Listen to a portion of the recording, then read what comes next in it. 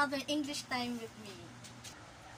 Today, we are going to talk about types of communicative strategies. But before that, let us know first our session objectives. At the end of the lesson, the students are expected to define each type of communicative strategies, distinguish various types of communicative strategies, and engage in a communicative situation. There are times that we misunderstood each other in a conversation, but if we willingly cooperate and we speak in socially approved ways, we can make the conversation meaningful. And what are these ways that can make a conversation systematic and purposive? These are communicative strategies. There are 7 different types of communicative strategies such as nomination, restriction, turn-taking, topic control, topic shifting, repair, and termination. But today we are going to focus on 4 strategies. Nomination. It happens when someone is establishing a topic. It answers the question what? What should I say? What will I tell him? It is how you start a conversation. For example, Melissa saw her roommate Kyla having breakfast and she asked her, "Have you felt the earthquake last night?" Asking that question starts a conversation between them. Another example, Carlo fetched his wife from work. He asked Bella if she wants to have a movie that night because there's a new rom-com film that he thought Bella might like. Asking Bella for a movie starts the conversation between the two of them. But it is not just by asking questions that we start a conversation. We can give a statement. For example, "I got the job." Or, "Wow, you look beautiful in that dress." Always remember to keep the conversational environment open for opinion until the prior topic shuts down easily and initiates a smooth end.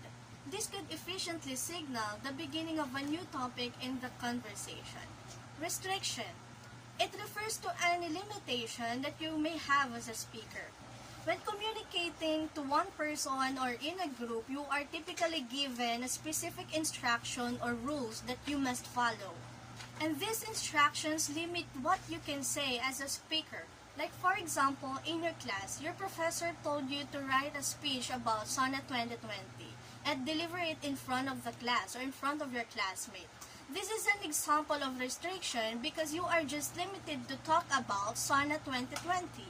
Another example, Mark asked his friend Paul, "Philippine economy is getting better, right?" So Paul is being confined to just answering by yes or no. Remember to always be on point when it's your turn to speak. And do not show or do not give discouraging remark when you're listening to someone. What is turn-taking?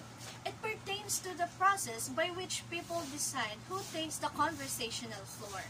And there is always a code of behavior behind establishing and sustaining a productive conversation.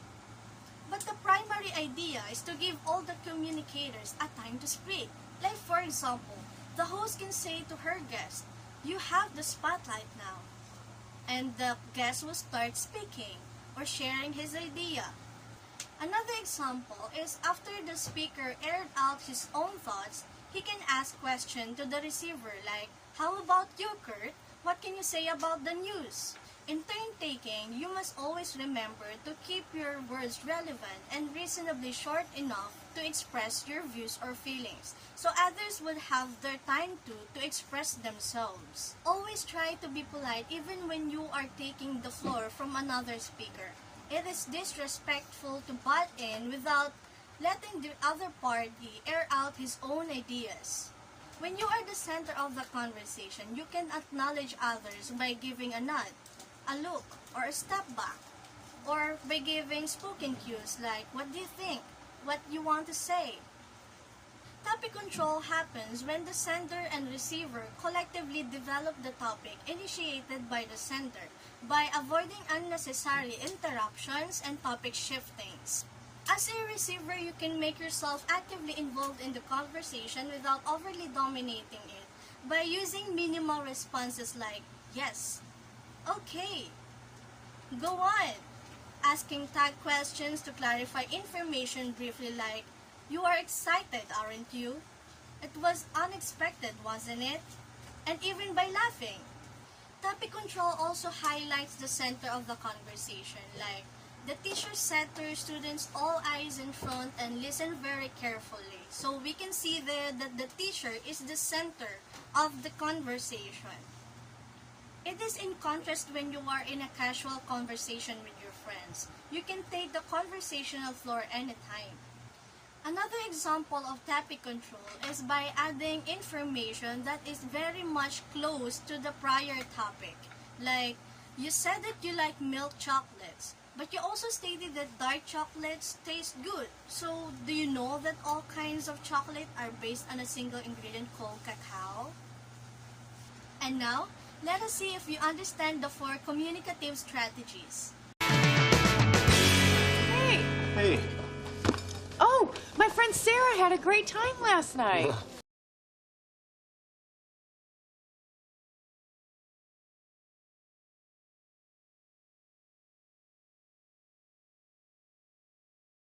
Yeah, so you're gonna call this one back? No?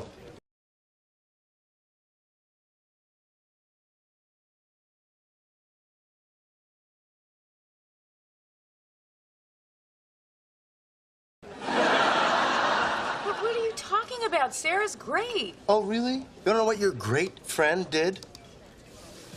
We were out to dinner, okay? We were getting along, having a really nice time. I was thinking she was really cool. And then, out of nowhere,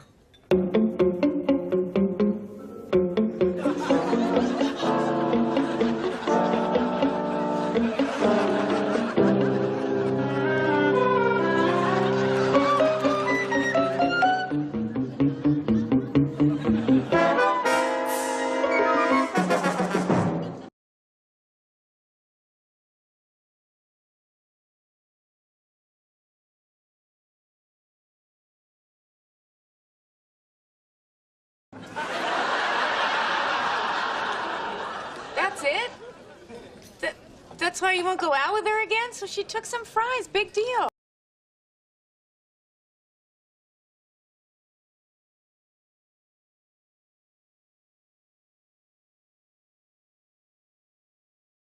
hey, look, it's not about a few fries. It's about what the fries represent. What? All food! That's all for today. See you on the next session.